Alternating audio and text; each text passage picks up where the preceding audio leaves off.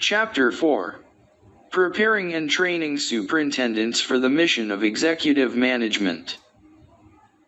This module has been peer-reviewed, accepted, and sanctioned by the National Council of the Professors of Educational Administration, NCP, as a scholarly contribution to the knowledge base in educational administration. Preparing and Training Superintendents for the Mission of Executive Management. Superintendent preparation and training has remained substantially unaltered for a half-century. State certification requirements drive the content and activities for preparation programs housed in higher education institutions. State agencies never participated in superintendent preparation beyond awarding certification to postmaster's educators completing an approved course of study. However, high-stakes testing and accountability pressures are now causing a few states to reconsider traditional paths to superintendent certification. Illinois and Washington have opened the superintendency to individuals without educational, managerial, executive, or higher education backgrounds. What the effects of these attempts to provide local school districts with superintendent choice is unclear at this time. Reform literature discussing preparation, selection, and evaluation of superintendents generally questions the abilities of superintendents to bring about higher student test scores. Seldom discussed is effective management of resources and systems. Policy literature often tosses aside superintendent management responsibilities as being a technical matter, not germane to the development of transformational executive leadership. This paper focuses on real superintendent management preparation or training necessary to effectively and efficiently manage district fiscal, personnel, and physical resources. The creation of an effective and functional management system is most definitely a precondition for exercising effective leadership. Seldom are high-scoring districts found without effective superintendent-led management systems. What is needed is a new vision of superintendent executive-level management training consisting of a cooperative effort between universities, state agencies, and professional associations. This new paradigm should cast management training in an equal role with leadership preparation. The existence of higher education and degree programs should not be eliminated but augmented by state agency resources and involvement with professional associations. Preparing superintendents to be executive managers, the need for a new paradigm. Often school reformers sarcastically criticize superintendents as mere managers not capable of leading schools, districts, and communities. Education literature abounds with conventional wisdom rhetoric advocating silver bullet leadership stratagems guaranteeing higher test scores. For the sake of self-preservation, many superintendents talk the talk of transformational, creative, challenged, results-based, follower-based, distributive and situational leadership, but few actual walk the walk toward verifiable results and managerially improved districts. District improvement is more likely achieved through appropriate board and superintendent leadership behavior in conjunction with effective management. One strategy alone in most cases will not maintain or bring about organizational effectiveness and reform. Large urban districts poignantly and tragically illustrate this paradigm. These large urban districts, often mammoth impersonal hierarchical bureaucracies, serve more than a third of the nation's public school children and provide a majority of No Child Left Behind's, NCLB, failing schools. The picture of failing schools within failing districts, in failing communities, provides a chilling view of urban America today. By 2015, at least 1 out of 2 public school students will be a minority enrolled in one of these failing districts, National Center for Education Statistics, 2000. What massive set of policy initiatives can turn around this urban, actually national, catastrophe? More money, more teachers, better principals, better curriculum, parental involvement, better governance, or current jingoistic leadership by principals and superintendents.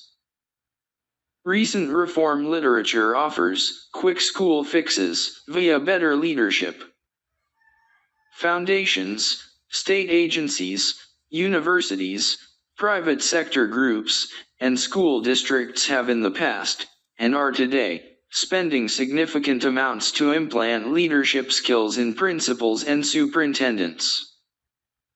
How this new leadership is to be evaluated, except by very nebulous test scores increases, is not discussed. Many reform writers slip into the beginning graduate student error of assuming high correlation denotes causation. The roles of superintendents. In some respects, the superintendent's role is an anomaly in comparison to many complex organizations. The roles of leadership, executive, and management are discrete functions carried out by separate role incumbents in large private sector organizations. This is only true in perhaps 1% to 2% of American public school districts. A body of literature in the field of business not only separates the two roles but also discusses personality traits and types best needed to fit each role. These managerial and leadership personalities are portrayed many times to be in opposition and conflict. Zalesnik, 1977. If this business organization literature aptly describes leadership and management needed in public school districts, a curious paradox is created for superintendents. Can a superintendent possess both a leadership and management personality? Or does the more confining role of the manager inhibit the less confining role of executive leader? Importantly, is there sufficient inter-role conflict to render the superintendency a plural role, forcing incumbents to choose between often conflicting role expectations and responsibilities? If effective managers and effective leaders possess different personalities, can one superintendent be effectively trained for a role requiring a bipolar personality? This is certainly another way to view the common description of leaders as being either relations or task-oriented in selected practices and situations. Hersey and Blanchard, 1988. This may also account for the reluctance of many superintendents to adopt a change agent role requiring visionary leadership and risks. There appears to be an absence of literature examining the managerial and leadership attributes of superintendents in terms of emotional involvement, empathy, and social discourse. Leaders are typically characterized as being extroverted and intensely emotionally involved with followers and colleagues in a realm of ideas. Managers, on the other hand, relate to others according to roles and sequences of events in decision-making and task completion. Zalesnik, 1977. Which of the two best fits or describes current superintendents? Callahan Revisited. Callahan's identification and description of 4 distinctive roles of the superintendent: scholarly educational leader, business executive, educational statesman in democratic society, and applied social scientist, suggest a plural role with built-in conflict. Callahan, 1962. Cuban, 1976, and others correctly point out that superintendents must manifest behavior elements of these 4 roles at different times and places in their practice. This is correct, as the superintendent is a highly situational position dictated by boards and unique sets of local circumstances. Lutz and Mers, 1992, and others suggest 3 general roles for superintendents as change agent, developer, or maintainer of the status quo. These roles are situational based, requiring distinct sets of leadership and management skills. Do these skill sets require psychosocial attitudes? It is likely this trio of roles significantly affects a board's decision when selecting a new superintendent. A board satisfied with the performance of the district may carefully select a superintendent with excellent management skills charged to keep the district at its present level of operation. Or a board may choose a management-skilled superintendent to carefully manage a district with very few resources and little possibility of implementing reform initiatives. This status quo superintendent role is very prevalent.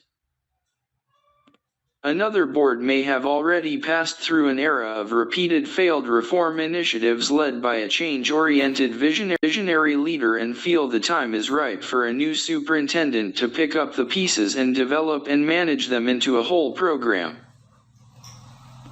The developer role may be the superintendent many large urban districts need at this time. The hard-charging visionary change agent leader is resplendent in today's reform literature. This is particularly true in the urban districts where change agent superintendents stay fewer than 3 years and initiate 3 new reform initiatives each year of their brief tenure. Hess, 1999. Contrary to conventional wisdom, relatively few boards are actively seeking this usually short-term leader. Only 8% of superintendents participating in the American Association of School Administrators, AASA, 10-year study in 2000 said their boards hired them to be reform leaders. Class, Bjork, and Brunner, 2004. The majority of school boards appear to be seeking a superintendent with ability to develop programs and effectively manage district resources. These boards probably agree with Zalesnik. 1977, effective change agent leaders often create disorder, a condition many boards desire to avoid. This is a far different view from what school reformers and their political policy makers arrogantly and blindly demand of boards. A reality seen by boards is that a majority of school districts possess central office staffs of 1 or 2 administrators, and while strong leadership is desired, management is imperative. Unfortunately, what is not discussed in the literature is whether a superintendent can be adequately proficient in Callahan's 1964 or other multiple role models. Callahan's 4 conceptual roles expand the superintendency far beyond the business paradigm of leadership and management. The role models of change agents, developers, and maintainers of the status quo are overlapping, and many boards may even require superintendents to act to a degree in each. A complication certainly must arise in practice when superintendent leadership situations change. Due to board elections or adjustments in community expectations. The reform era has politicized the role to the point in some districts where the superintendent is the chief political officer. Carrying out this role takes a superintendent out of the district, and in extreme cases makes the role of superintendent a community rather educational role. This may be occurring more than we are presently aware. Leaders and managers. Bennies and Nanus, 1985, in their review of more than 1,000 studies of leadership and management, found more than 350 definitions of effective leadership. Not finding a clear understanding of non-leaders versus leaders, they coined the term, "a leader does the right thing," and "manager does the thing right." Drucker, 1985, states that effective leaders make relatively few decisions regarding the total picture and the future of the organization. If this is true, then superintendents in most districts are obligated by the board to make few day-to-day management types of decisions. Perhaps Drucker's axiom best fits the superintendent board team role that may be cast as the district's visionary effective leader.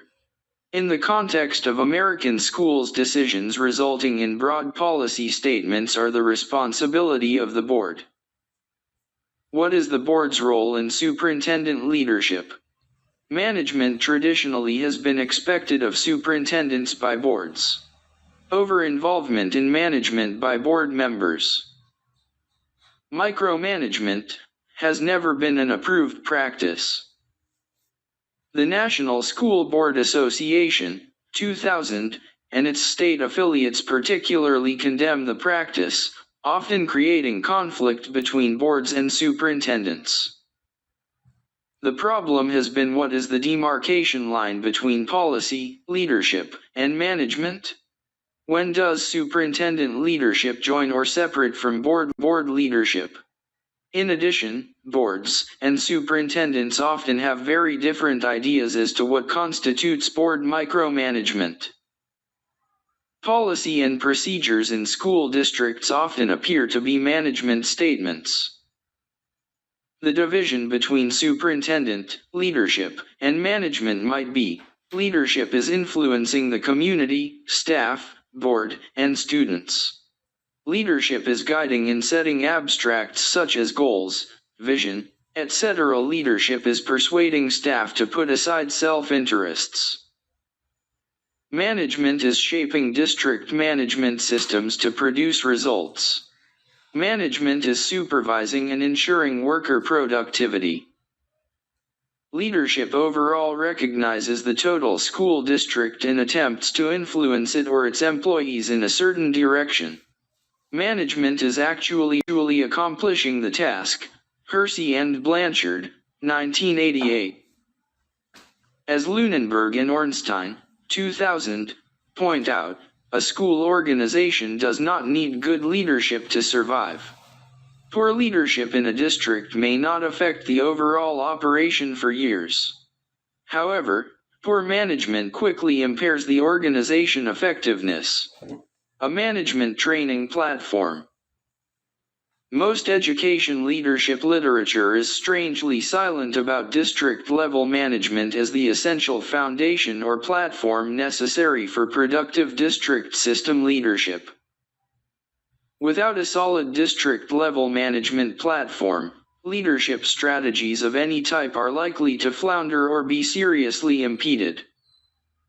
It is a challenge to find a high academic achieving district without competent fiscal, budget, facilities, personnel, curriculum, and support services management. A plethora of school-based activities, if well supported by the central office, allow principals to better focus on the tasks of academic improvement. If this management support is not present, principals may be likely to be in a continual struggle against the central office. This dichotomy of the principal's struggle to improve achievement and the struggle with the district central office is likely a strong contributor to failing schools. Superintendents in high-achieving districts are often characterized as being effective leaders, and those in chronically poor-achieving districts are frequently thought of as ineffective leaders. Education Writers Association, 2003. Seldom is there discussion as to whether they are effective or ineffective managers in leading district management efforts.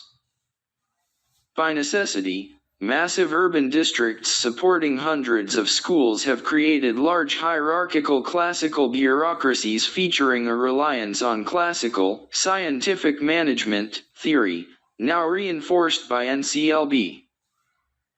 The number and complexity of essential management functions is difficult to see if looking from outside the organization. Few reformers and critics realize these large bureaucracies are very much a part of federal and state government actions created over 100 years. In many respects they mirror any large governmental bureaucracy. They are unlike large corporations that change organizational structure when threatened with loss of profits and possible extinction.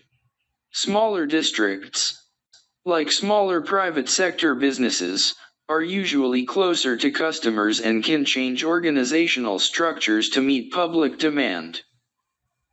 Superintendents seldom are well trained or experienced to simultaneously lead and manage school bureaucracies.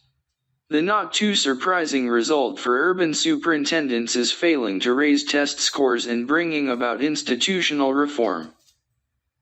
They never get the management system to sufficiently support instructional programs. Hess, 1999. In short, the hub of the wheel cannot support the spokes.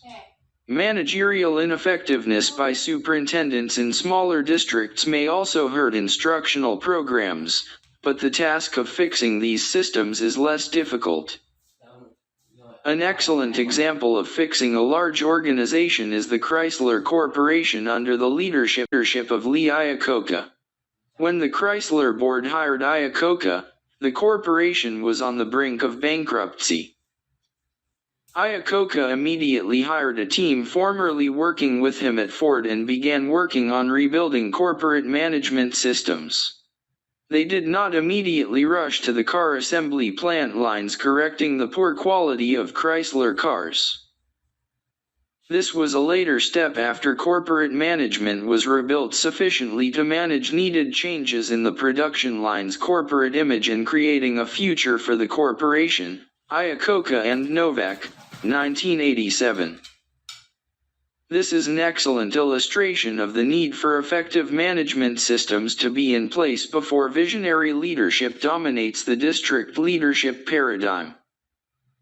Urban school systems would be well advised to look at how failing corporations are rebuilt from the top down. Reform efforts since a nation at risk have been generally bottom-up. Superintendents and the management imperative. The following managerial tasks are common to every school district regardless of size and wealth. They are prescribed actions both in highly centralized or decentralized organizational structures. Most are closely monitored by state departments and other regulatory agencies. In brief, they constitute a non-negotiable managerial imperative for superintendents to supervise, coordinate, perform, and be held accountable to the school board and community.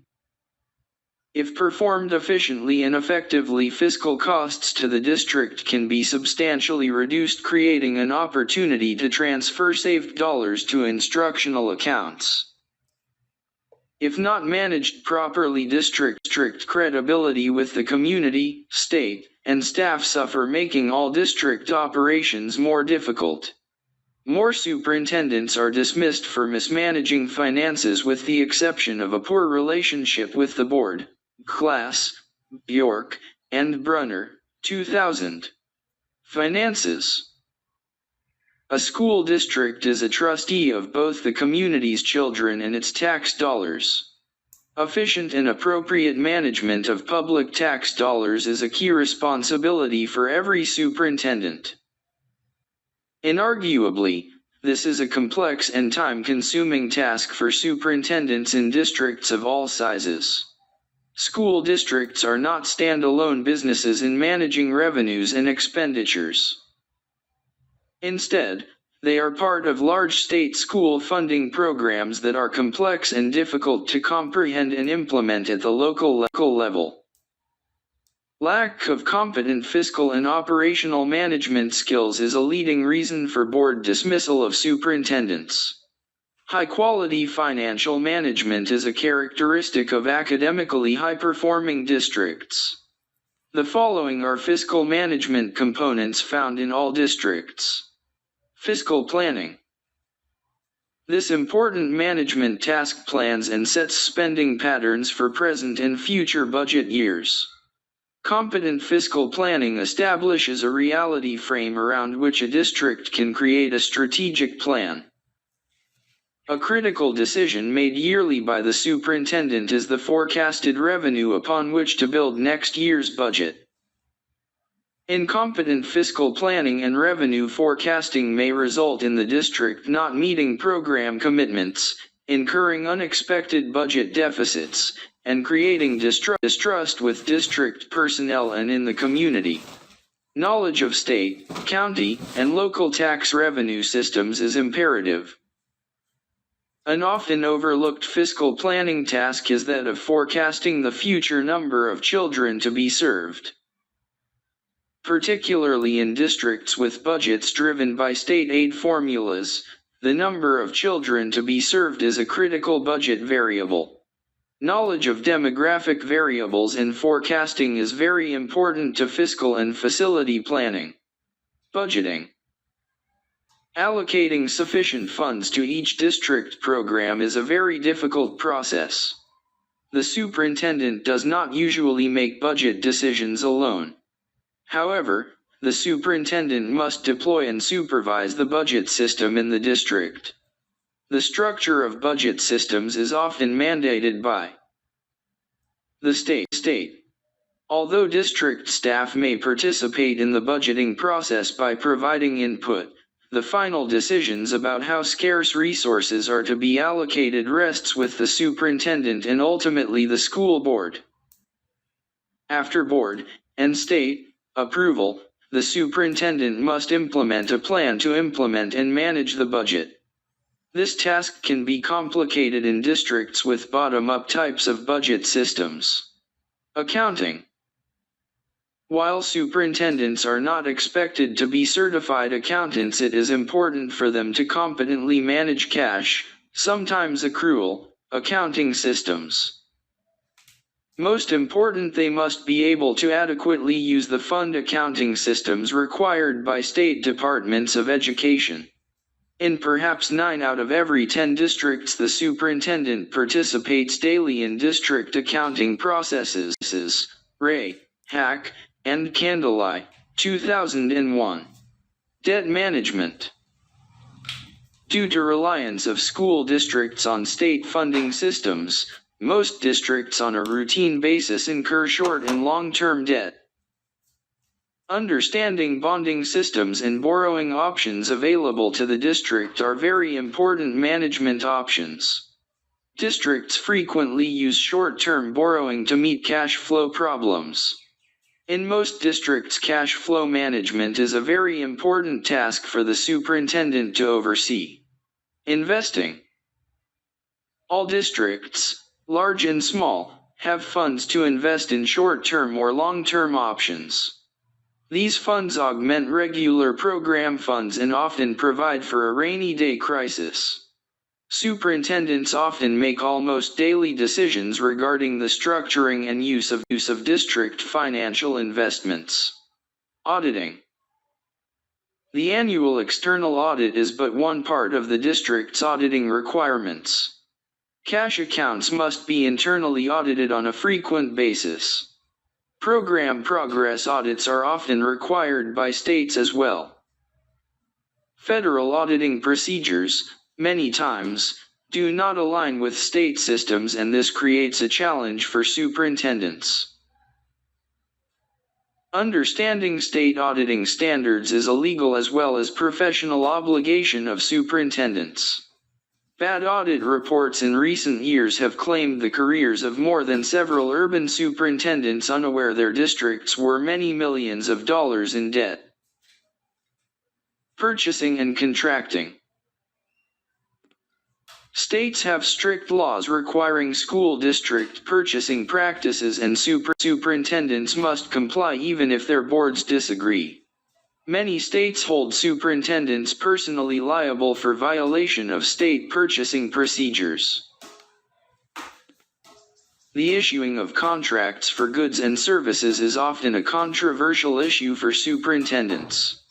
Service contracts obligating millions of taxpayer dollars can be very complex. Examples are contracts for architectural services, transportation, and food services. Simple contracts for district foodstuffs and fuel can also be controversial if not done correctly. A medium-sized district of 2,400 students might process 400 to 500 purchase orders a month. Property management. School districts are required by state law to maintain demonstrable control of all district property. Periodic inventory of all district property must be conducted and discrepancies reconciled. Disposal of unusable property is strictly regulated in most states. Distribution of new purchased property and materials is an important task that can impact programs. In smaller districts, superintendents are very involved in this process. In large districts, they generally have little knowledge whether proper supplies are reaching the schools, and even less knowledge of whether schools are controlling and accounting for public property. Risk management. Every school district carries several types of insurance coverage including fire and casualty, errors and omissions, blanket policies, student insurance and employee performance bonds. Superintendents must keep the district adequately insured at a reasonable premium level.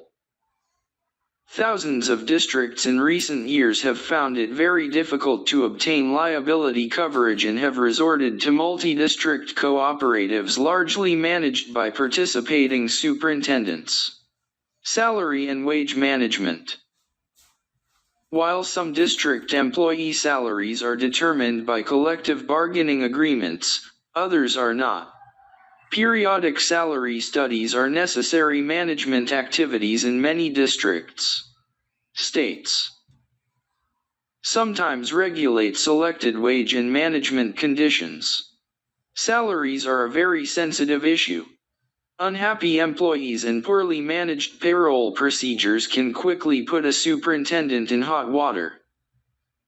Facility management. In perhaps a majority of communities across the nation, the value of local school buildings constitutes the single largest investment of public funds. Superintendents must understand the dependence of school programs on appropriate facilities and be able to guide the community in a financially responsible manner in replacing, remodeling, and retrofitting the district facility inventory. This process involves millions of public tax dollars and has a decided long-term effect on educational programs. Managing construction projects has become a very challenging task in the past several decades. Successful management of facilities is an integral part of a district's community relations program. The condition of facilities to the majority of patrons not having children in school often represent inefficient use of public tax dollars. Facility assessment. Superintendents must be able to conduct or supervise frequent formal assessments of district facilities to ensure they are providing suitable spaces for instruction and support. An increasing number of school facilities are overcrowded or outdated for use of technology. The superintendent working with the board and community should develop short and long-range facility plans. This management function reaches into curriculum development, program management, and funding. Replacing, retrofitting, and remodeling.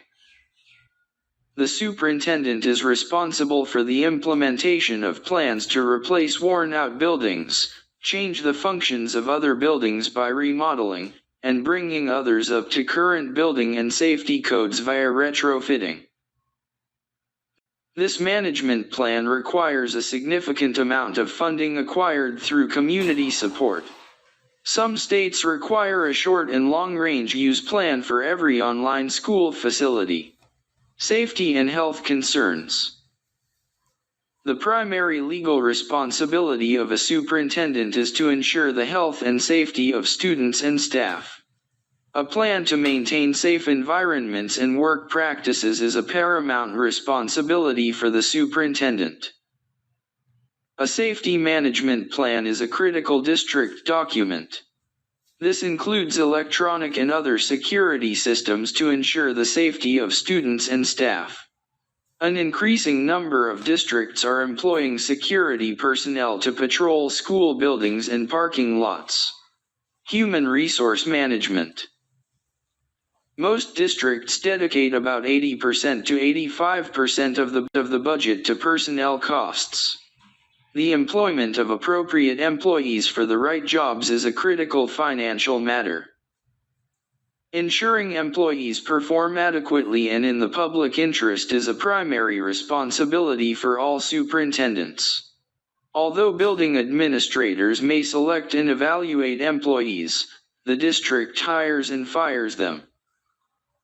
In most states, only the superintendent may take the names of prospective employees to the board for hiring and firing. Therefore, the superintendent is ultimately responsible for the management of all human resources in the district. Equally important is the superintendent and district compliance with the plethora of legal requirements surrounding personnel management. Personnel actions are the management area most fraught due to time consumption and expensive legal problems, which can be potentially dangerous to superintendent tenure. Personnel needs assessment. Superintendents typically are responsible for developing a personnel utilization plan for the district. This plan is integral to developing present and future district budgets. What types of employees are needed to match program requirements and at what costs are important decisions made yearly by every superintendent. The superintendent must be knowledgeable about state employee retirement systems, workers' compensation, and state-mandated personnel reporting and accounting methods. In many states, this is audited yearly, and a portion of state financial aid is affected by the accurateness of personnel records. Personnel recruitment and induction. Recruiting quality applicants for open district positions is not an easy task. Superintendents typically establish parameters for recruiting and interviewing prospective employees. Inducting new teachers is an especially important task, as dropout rates for new educators is very high in most areas of the country. Staff evaluation. The dismissal of professional and support staff is probably the first or second most contentious community and legal issue confronting superintendents and boards. The superintendent's legal knowledge and ability to implement evaluation systems is extremely important. This is a key management responsibility with little room for error. Professional development. The continuous improvement of employee skills and efficiency is often linked to state certification and licensing requirements. District resources used for staff development are sometimes linked to evaluation of district employees, and often a legal and political hot button. Payroll and record keeping. District payroll operations and record-keeping management is usually not seen as a key superintendent management responsibility. However, state and legal requirements must be closely followed, and a good management system must be in place for these functions. Fringe benefits management. Fringe benefit costs in many school districts constitute about 10% of the total district budget. Healthcare, life insurance, and student insurance are complex programs to manage. Superintendents must be very knowledgeable to wisely advise the school board on the best options for the district. Healthcare benefits are becoming a very hot item in many districts as budgets are reduced. Workers' compensation. The laws and procedures surrounding state workers' compensation programs are complex. The cost to the district is substantial, and costly mistakes are often made by district administrators. Collective negotiations and contract management. A form of bargaining or meet and confer option for personnel exists in every state. Successful bargaining evolves from well-planned personnel and fiscal plans. Superintendents are a key figure in the district's bargaining program. Day-to-day management of the collective bargaining agreement, is a prime responsibility for superintendents. Superintendents are also the lead district administrator in managing grievances arising from the implementation of the contract or the formal understanding with employee groups. Student personnel management. Although students attend individual schools and programs, the district office has important responsibilities in managing student-focused programs. Central management of school health, special education, student records, and serious discipline is required by statute in many states. Special education is a very complex program requiring a considerable portion of the district budget and is prone to problems requiring legal services. Compliance with state and federal regulations, such as NCLB, is a serious management challenge for every district and superintendent. Student attendance. Accurate management of the district's attendance program is critical. In most states, the district's state revenue is driven by attendance count. State reporting for secondary school dropouts is becoming a frustrating management problem for many districts and superintendents due to NCLB legislation. Support services management. Student transportation. If buses do not run, many districts do not run. Transporting children to and from school safely is an important legal responsibility for the district and superintendent. Management systems creating bus routes, bus replacement, maintenance, and personnel is a critical management function. Food services. Food service operations take place daily in school districts and consume district resources in buildings, personnel, utilities, budget, supervision, and required management hours. Legal and professional services. Districts employ the services of attorneys on a frequent, if not permanent, basis. Superintendents must be able to use these services to be the best financial benefit to the district. Other professional services managed by the superintendent are certified public accountants, engineers, architects, and medical personnel. Outsourcing services. Many districts currently outsource services such as payroll, food service, janitorial service, technology, and transportation.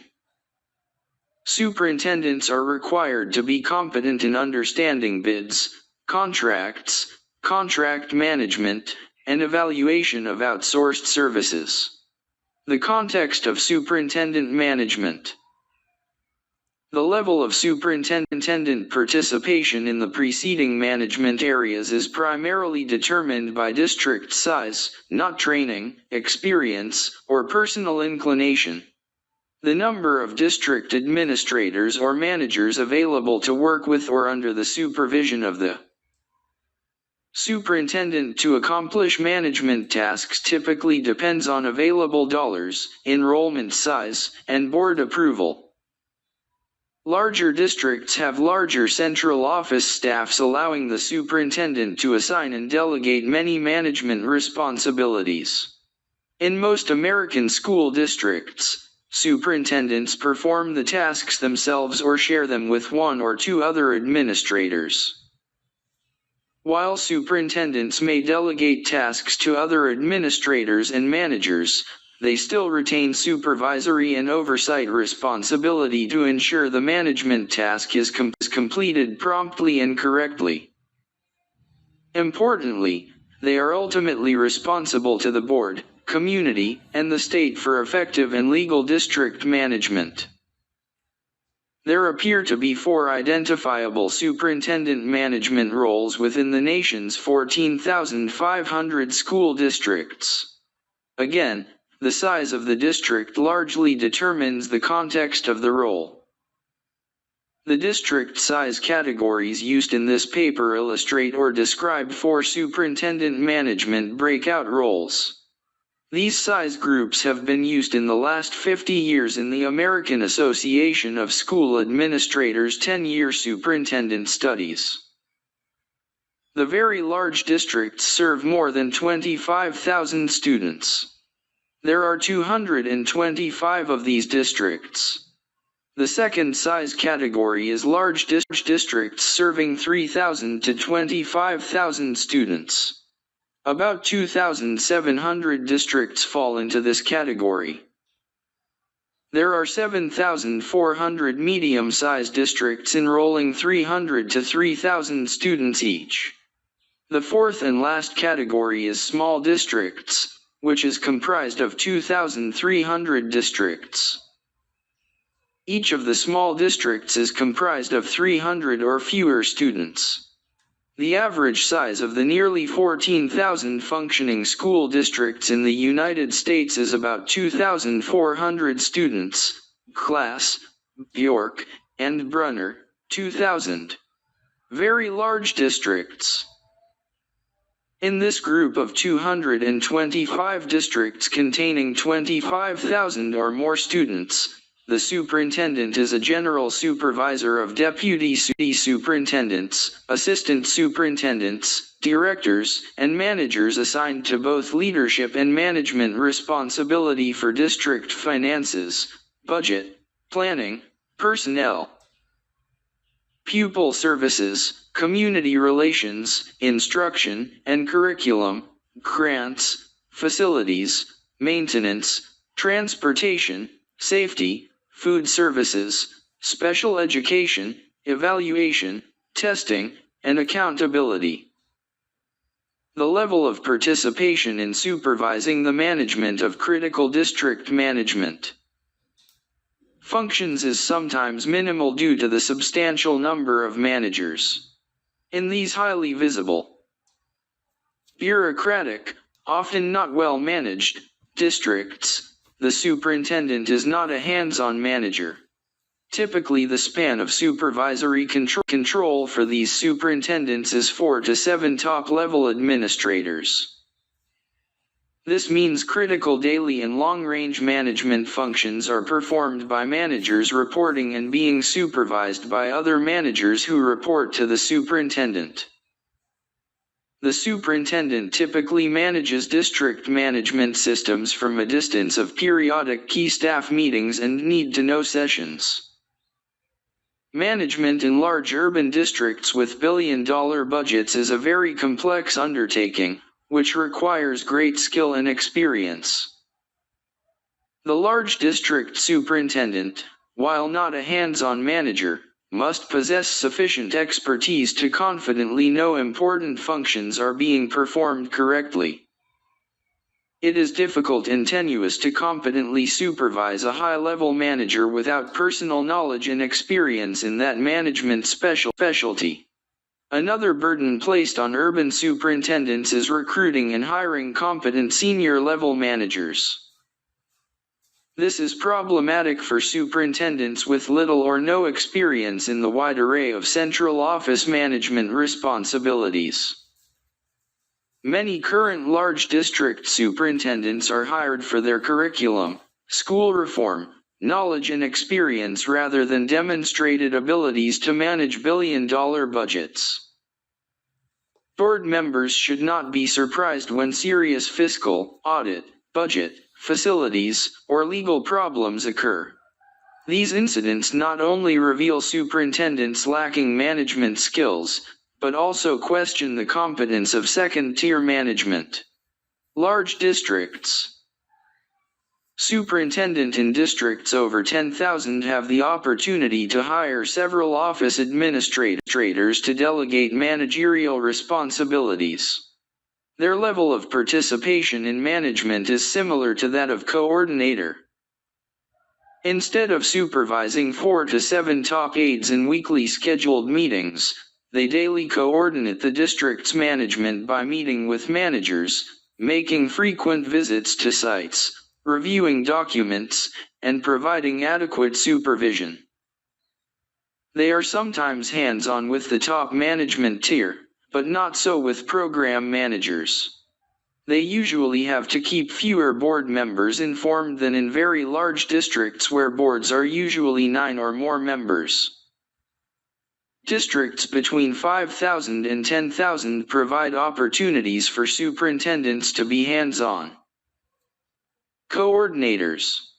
In this size district, a manager or administrator hired by the superintendent typically accomplishes most functions instead of delegating them to a lower layer of management. It is likely the most effective district management occurs in this size of district. Districts with between 3,000 and 5,000 students provide unique opportunities for superintendents desiring to have their hands on the pulse of the school district. In these districts, superintendents can usually lead, supervise, and manage by direct coordination of principals and central office staff. In this size district, the formal distance between the superintendent staff is narrowed to the point where employees feel the superintendent is accessible to hear their problems. Medium-sized districts. A majority of American school districts fall into the 300 to 3,000 student size category. The district and the superintendent do not usually have the financial capability to hire a needed complement of central office staff. In these districts, most superintendents managerially become co-workers with one or two central office administrators. They are hands-on managers working singly or with another manager in completing management tasks. The superintendent must be able to actually perform the management tasks in a medium-sized district. A typical central office staff of the average American school district, 2,400 students, would be a business manager, assistant superintendent, facilities director, transportation director, and food service director. Again, the superintendent in this size of district can realistically supervise the central office staff as well as building principals. Small districts. Nearly 2,400 districts fall into the category of districts enrolling fewer than 300 students.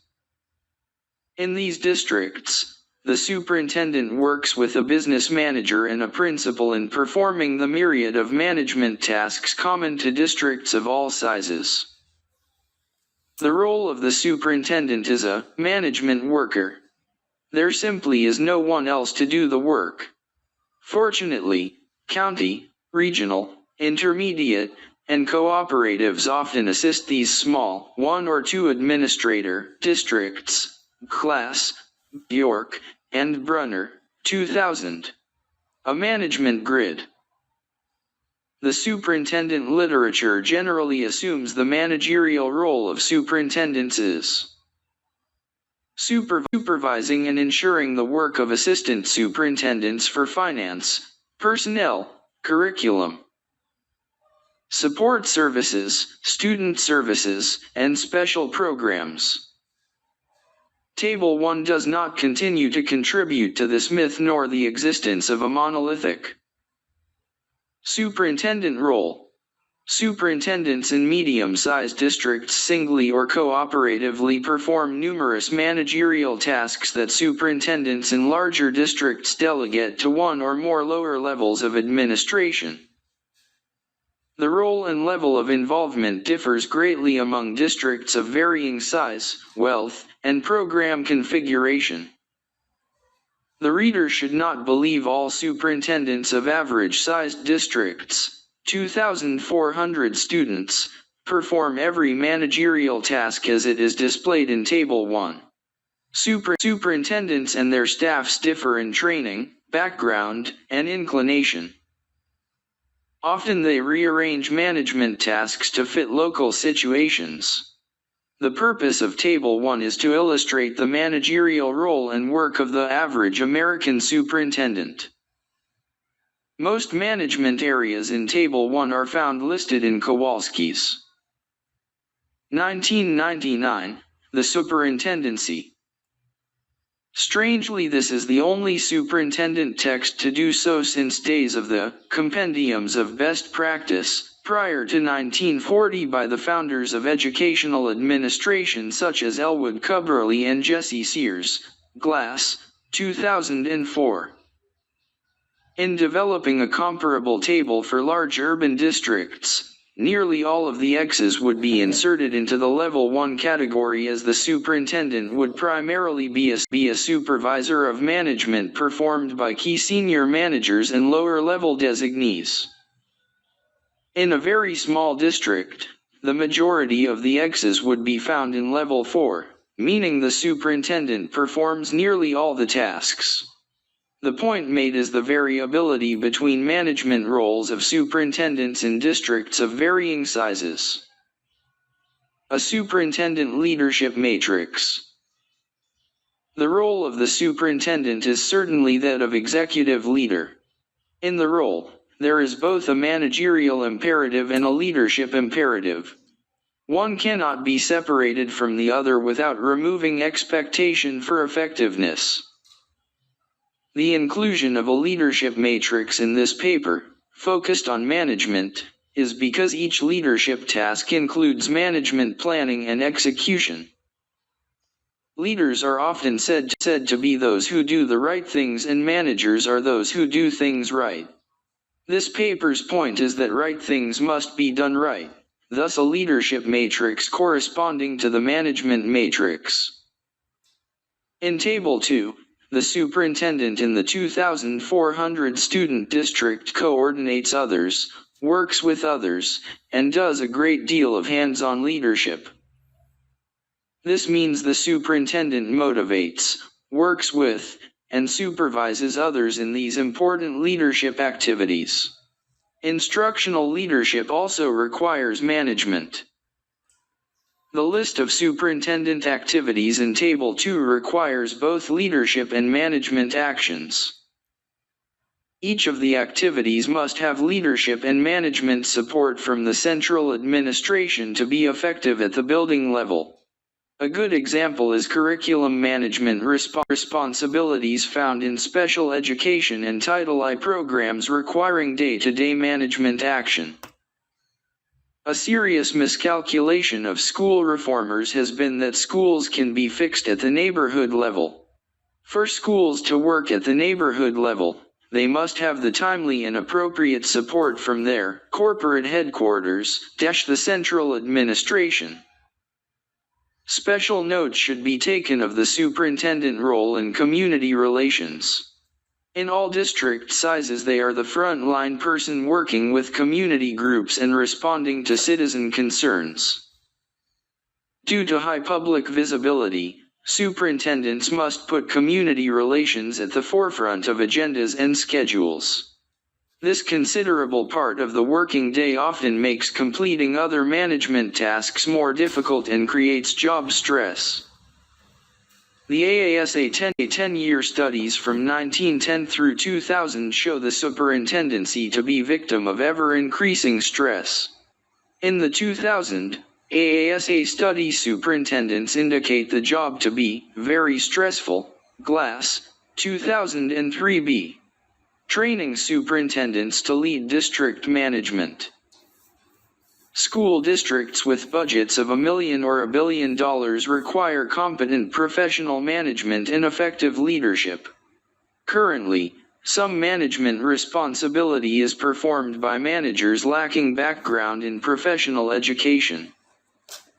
However, in a majority of districts, key management positions are occupied by former teachers and principals. It is likely few superintendents and assistant superintendents envisaged a career in upper-level management when entering the teaching field. Glass, 1992. Large private sector organizations with multi-million-dollar budgets hire professional management at senior, middle, and lower levels. Managers in the private sector are typically trained prior to employment. In school districts, management personnel often receive basic management training. After initial hiring, Private sector organizations far outspend school districts in providing professional development training for managers at all levels. More than 70% of superintendents are former secondary school principals, Class, Bjork, and Brunner, 2000. This role usually affords a limited opportunity to participate in the development of district revenue plans, manage cash accounts, plan budgets, manage facilities, purchase materials, and supervise personnel management activities. Middle school and elementary principals supervising fewer students, teachers, staff, and less complex programs typically have less opportunity to perform managerial functions similar to those in the central office. In districts using forms of site-based management, principals may be responsible for a myriad of, oftentimes inadequately supported, management functions separate from contact from connecting district central office management roles. Site-based management models may even restrict principal knowledge of important central office management functions, Lunenburg and Ornstein, 2000. Principals in large districts may spend a whole career never developing more than a superficial knowledge of district financial and operation management. This is not likely to occur in small districts. In very small districts, principals are typically required to be lead managers for selected district-wide management functions. Initial training for current superintendents to perform and supervise district-level management activities ideally begins during the initial assistant principal level and continues to principal and central office experience. Most new superintendents today possess central office experience prior to the superintendency. There should be a seamless path of professional development in management training, abilities, and experiences. Today, educational administration training and preparation is conceptually disjointed between building and central office levels. In the last decade, a majority of new superintendents have come from the ranks of central office administrators than in past decades, Class, Bjork, and Brunner, 2000, Glass, 2002. This change in traditional career path offers opportunities for future superintendents to begin articulated training for district executive management while serving in both building and central office administrative roles. Current paths of preparation. Along with current discrepancies in superintendent preparation, certification requirements vary from state to state. In the past, certification requirements have driven content of superintendent preparation. Certification or licensing codes generally require university coursework and passing a written exam. In about 30 states, the certification or licensure code is closely or loosely based on 6 standards developed for a generic K-12 principal position, Council of Chief State School Officers, 1996. This application of generic, principal standards may be due to the traditional structure of many university superintendent programs being extensions of principal preparation, Kowalski and Glass, 2000. Standards developed by the Interstate School Leaders Licensure Consortium and the National Policy Board for Education Administration. Standards documents essentially are guidelines pointing out general areas of concern to the profession. Administrators typically space their university preparation program out over many years. A good example of time displacement is that an initial school law class taken in the principal preparation will be followed by an advanced class in the educational specialist or doctoral program. This is often not the case. Kowalski and Glass, 2000. This part-time effort toward administrator preparation results in a situation where the university programs are populated by part-time students in very drawn-out part-time and poorly sequenced programs. The national number of superintendents yearly needing new certificates is about 2,200, as the superintendent turnover rate has hovered around 14% for several decades. Superintendent tenure currently is between 6 to 7 years, Glass, 2003b.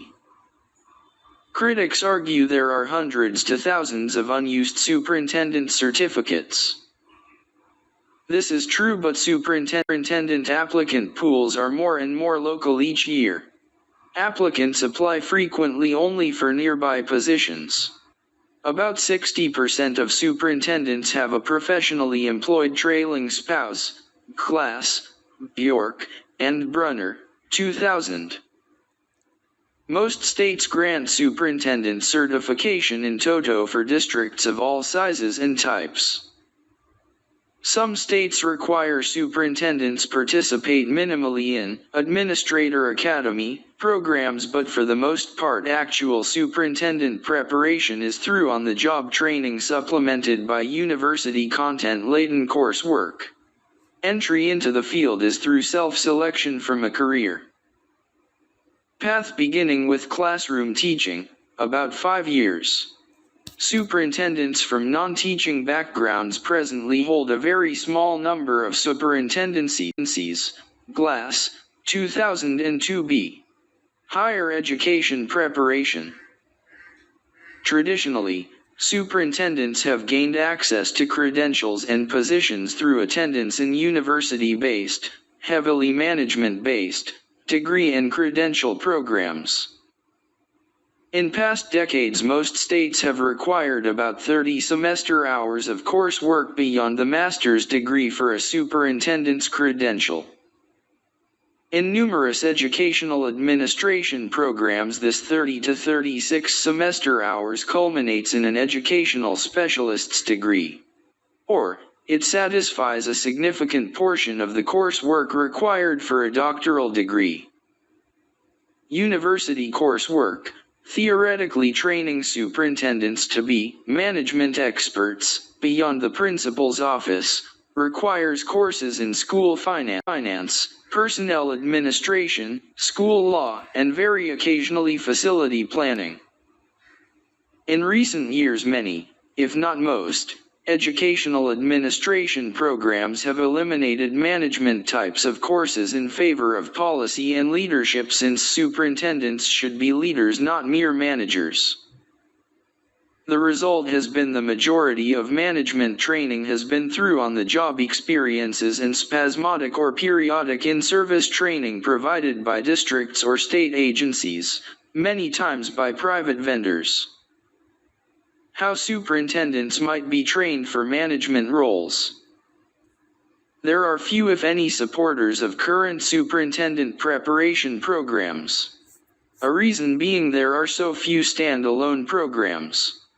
Most preparation programs consolidate the superintendent credential into doctoral course program requirements. Strangely, to criticize superintendent credentialing is to criticize doctoral programs. This has created a situation where superintendent preparation has been pushed out of the way for academics. This paper will not debate the appropriateness or inappropriateness of existing quasi-programs or the few standalone providing services to a small handful of aspiring superintendents. They serve a minuscule number of the year 2000 new superintendents, Glass, 2002. Superintendents themselves have over the years evaluated their preparation programs to be good. Interestingly, this positive evaluation is also held by superintendent leaders in the profession, Glass, 2002. A key question is what agencies or institutions might best provide superintendent training to. Manage taxpayer-supported school districts. Historically, this has been largely the role of graduate programs in educational administration. housed in institutions of higher education. A modicum of pre- and post-employment training has been provided by professional associations, state agencies, and the occasional district. Perhaps the primary expectation held by the profession has been for higher education programs to provide important content knowledge. The skill training necessary for actual day-to-day work is left to chance or loosely organized. Preparation program content for principals and superintendents has been and is still dominated by certification and licensing requirements. What is required for licensing and certification is what is taught. An example is that until the 1980s most states required a school facility planning class. Today, only 1 or 2 states require the class and most educational administration programs no longer require or teach it. This is despite the need to replace aging infrastructure in a majority of the nation's school districts. One possible course of action to guarantee superintendent managerial expertise may be to restructure present certification requirements. Considering the critical nature of management, a separate or extended certification might be provided by a specialized university preparation track that is supplemented by direct state agency involvement. University programs should not continue to be isolated from local districts and the state agency in licensing superintendents. This restructured certificate or license should be sized for large, medium, and small districts. It seems incongruent to certify a superintendent manager for responsibility to manage a budget ranging from $1 million to $1 billion. Present superintendent certification assumes a superintendent is qualified for any size of district. This assumption may have been appropriate 50 years ago but not in today's complex world of public education. Role of professional associations. In developing or creating a new or restructured certificate, states might choose to require superintendents to obtain professional recognition from a national or state professional association. A good example of a professional recognition program is one currently sponsored by the Association of School Business Officials. Applicants wishing to become recognized school business officials must meet criteria based on academic preparation, specialized training, experience, and recommendations from other practicing registered school business officials. This program fills a void in school business officer state certification and university-based preparation.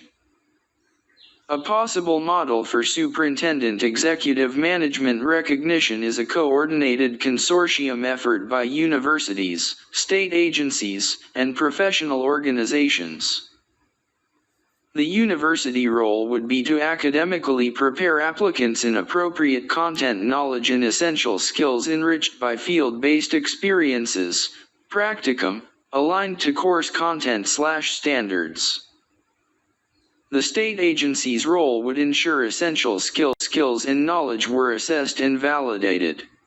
The state agency might additionally assume responsibility to provide training in essential skills beyond university preparation requirement levels.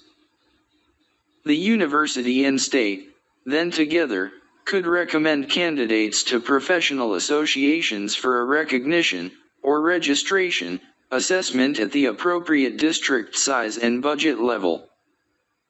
Portfolio review and interviews by professional organizations certainly seem to be logistically feasible. Each year about 2,200 new superintendents, about 50% new to the superintendency, actually are employed from pools averaging from 10 to 20 applicants, Glass, 2002. At the state level, the normal annual turnover of superintendents is about 20%. National associations could organize and complete the recognition process working in conjunction with state affiliates. The AASA currently provides numerous professional development opportunities for its membership. State affiliates often offer an even greater and broader number of opportunities. Although AASA might be thought to be the lead organization in preparing superintendents, other groups such as the principal associations provide professional development closely aligned with some aspects of the superintendency. Numerous professional organizations serve superintendents and central office administrators, superintendents, AASA, personal directors, American Society for Public Administration, ASPA, business managers, Association of School Business Officials ASPO, facility directors, Council of Educational Facility Planners International CEFP, and curriculum directors. Association for Supervision and Curriculum Development ASCD, along with umbrella organizations such as the National Policy Board for Educational Administration, NP. National Council of Professors of Educational Administration, NCP. University Council on Educational Administration, UCEA, National Council of Professors of Educational Administration and the Council of Chief State School Officers, CSO. The American Association of Management, AAM, might also be considered an allied professional group. These organizations sponsor numerous training opportunities for members. Several have made recent efforts to become quasi-licensing organizations. Recognition levels. The vast range of district sizes, types, and budgets create a three-tier mastery of professional superintendent management. 1. Executive management, 2. Registered management, and 3. Qualified management.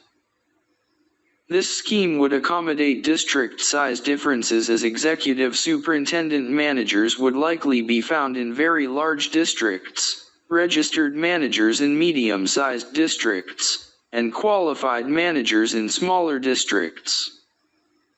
A separate set of requirements need to be developed for each tier. An applicant should not necessarily be required to begin at the bottom tier. Many experienced central office administrators may be well prepared for the executive management tier without first going through the registered and qualified tiers. A reasonable question evolving from this scheme is whether principals and central office administrators might be discouraged from seeking the superintendency because of raised levels for preparation, assessment, licensing, and professional recognition. A recent study found there to be no lack of qualified applicants for superintendents, Glass and Bjork, 2003. Superintendent applicants with demonstrated and recognized management expertise in all likelihood would be more desirable, and qualified, candidates for vacant superintendent positions.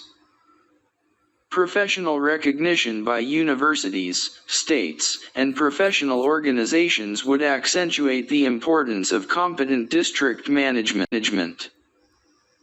Many boards now seem to assume that every state-licensed superintendent is a competent manager of district fiscal, human, and physical resources. Considering the haphazard manner of current preparation and licensing, this simply is not true in a high percentage of cases. Superintendent research shows management expertise is and has been, over the years, the prime hiring criteria used by boards. Glass, Bjork and Brunner, 2000. The role of standard and performance indicators. Many essential skills and knowledge bases are currently being offered by higher education programs as required by state-sponsored programs and standards-based licensing requirements. Specific management skills areas such as cash accounting, auditing, and financial investing are often provided by private sector groups.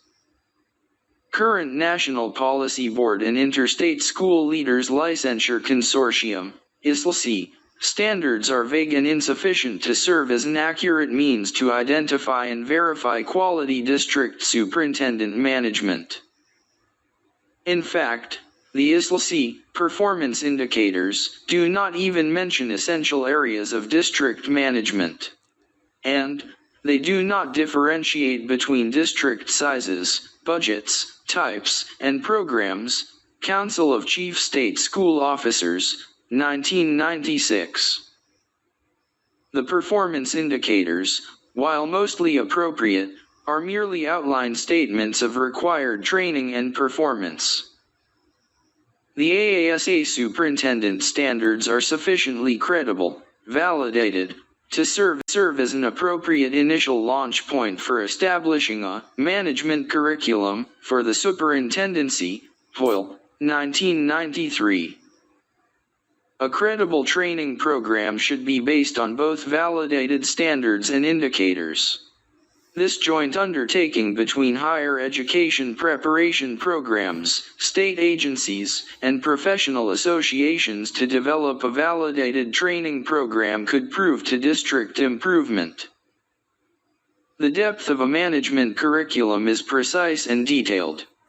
An example would be that superintendents must be able to ensure the state accounting manual provisions are being adhered to in a proper manner. Few superintendents have taken undergraduate courses in accounting and fewer have had a general introduction to accounting in their education administration preparation program. These state accounting manuals are typically hundreds of pages of complex information and detailed forms. This information is currently only provided occasionally by state agencies and professional associations and rarely provided by higher education classes. Most often this information is acquired, sometimes well and sometimes not so well, via on-the-job training. Many citizens might be quite upset to learn their superintendent, chief executive officer, managing a $50 million budget has little if any understanding of basic accounting, or bookkeeping, functions. The same can be said of many other important, and expensive, areas of district operations such as fringe benefits, workers' compensation, and investments. A compendium of best practices.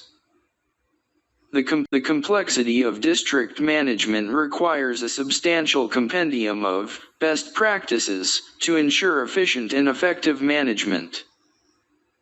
This compendium, built on a verified knowledge and a validated standards base, should be a joint work of university, state agency, and professional associations. This district management Bible might merge university textbooks, state manuals, and professional association publications into a usable, best practices, text. The curriculum needs to be built on research, not anecdotal accounts or conventional wisdom based on flawed professional practice. Again, an extensive validation process is needed to ensure best practices in the compendium are realistic, appropriate, and inclusive for the various sizes and types of districts. The compendium topics might influence the curriculum of higher education courses, topics of state agency training, and evaluation standards for professional recognition. It should ensure alignment between the university programs, state agency, and professional associations concerns. These compendia of best practices would serve as the base documents for the three-tier recognition assessment. 5 domains of superintendent executive management. There are 5 domains of management preparation for superintendents. 1. Fiscal. 2. Personnel. 3. Support services. 4. Facilities. And 5. Student services. Each domain can be developed into an instructional and performance module. Module 1. Fiscal. This critical module is focused on planning and managing the finances of school districts. The role of the university-based program should be to disseminate content knowledge about state financing, taxing systems, budgeting systems, basic contract law, risk management programs, and structures of salary/wage management. This probably should be a 9 or 12 semester hour course sequence in finance, budget, and operations management. Practicum and field experience hours need to be required for students to experience first-hand fiscal, budget, and operations systems at work in model school districts. Importantly, the course content, if possible, would extend previous learning at the master's, principal licensing level. An example is budgeting at the building level, a common content area in many master's programs in educational administration. The state role should be to provide specialized training, example being state accounting manual procedures, introduced in the university fiscal sequence augmented by practicum and field experience contexts. Other examples would be requiring students to attend state agency-sponsored workshops and training sessions focused on implementing and managing district management programs in inventory, material distribution, fund accounting, auditing, and purchasing. The participation might be kept in professional portfolios containing specifics of the training. Objectives, hours, content, etc., and of course the performance level of the participant. Every state has very specific requirements on how these management functions are to be performed and accounted for by local districts. Most states have already learned the best way to achieve management uniformity is through agency-sponsored workshop and training sessions. Hopefully, state agencies feel participants in these state-sponsored training sessions perform better if they already have received baseline content knowledge in prior higher education coursework. An excellent example is the state of Washington's practice where the state auditor general directly audits the finances of school districts. Districts reimburse the Auditor General's office for these costs and in return receive excellent staff training in how the state desires districts to maintain fiscal records, control budget processes, and ensure proper accounting practices. Superintendents many times receive the same training from the auditors as the district bookkeepers and clerks. Internships and apprenticeships.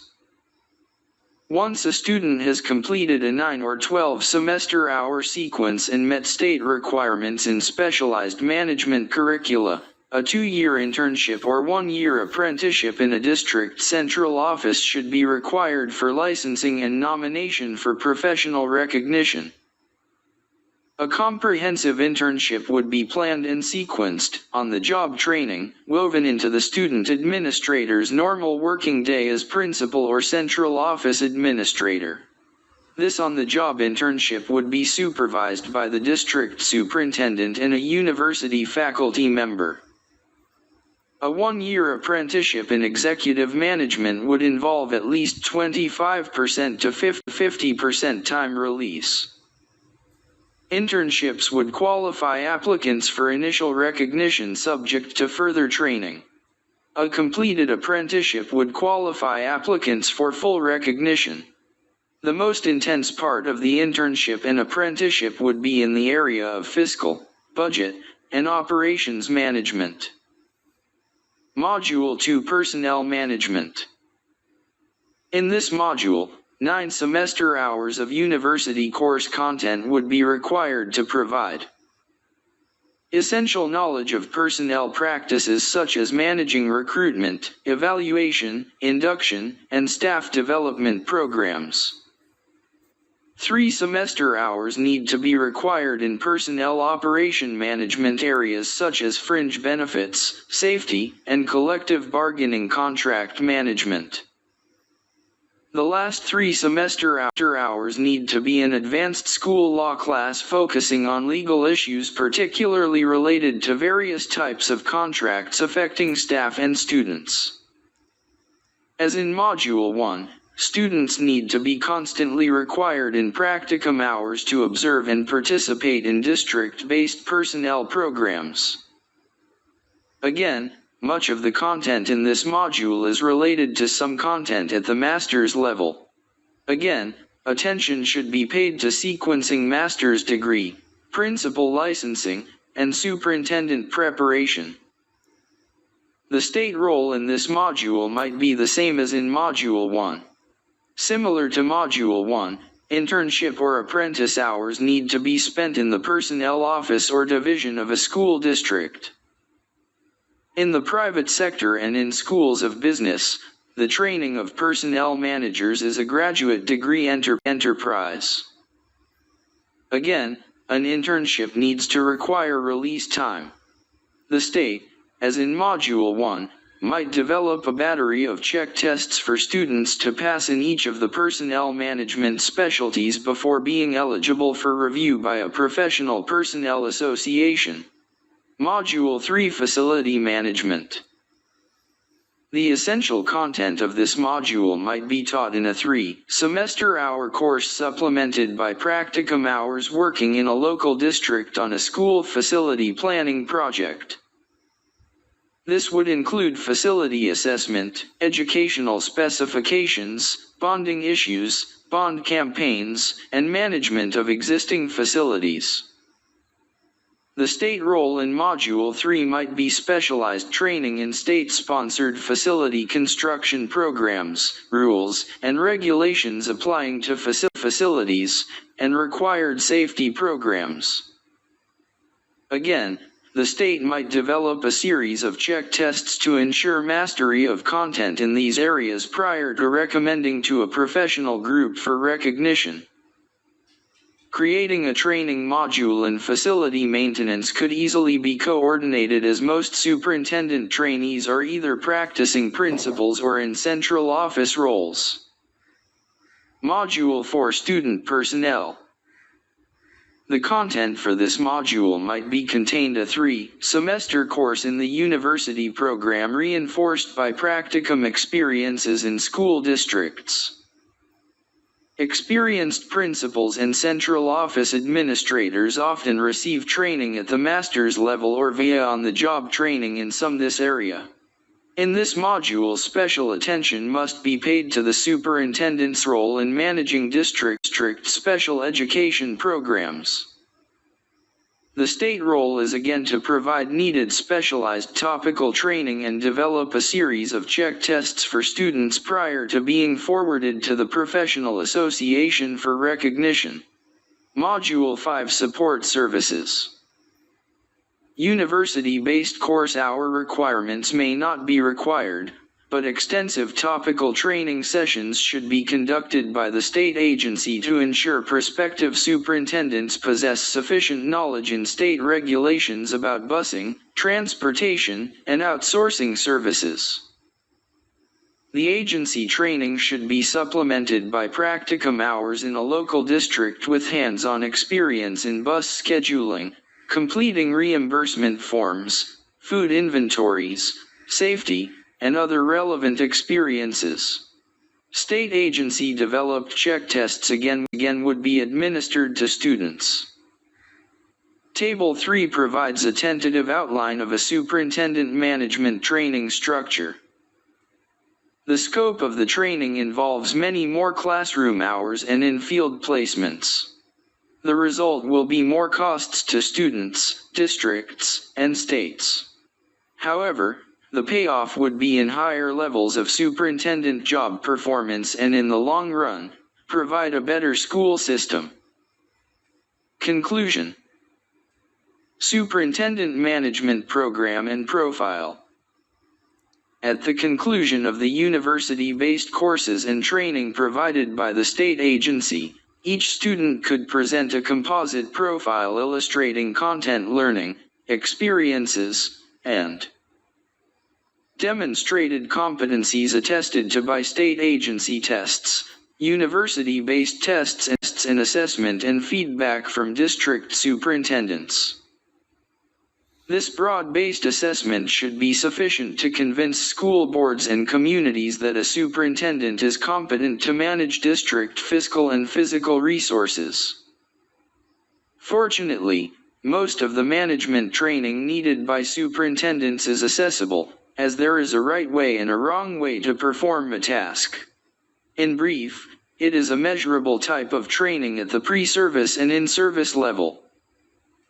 The principal challenge for a state to develop and implement a superintendent management training program will be to 1. Align efforts between higher education programs, professional associations, and the state agency. 2. Require districts to provide release time for training, internships, and apprenticeships.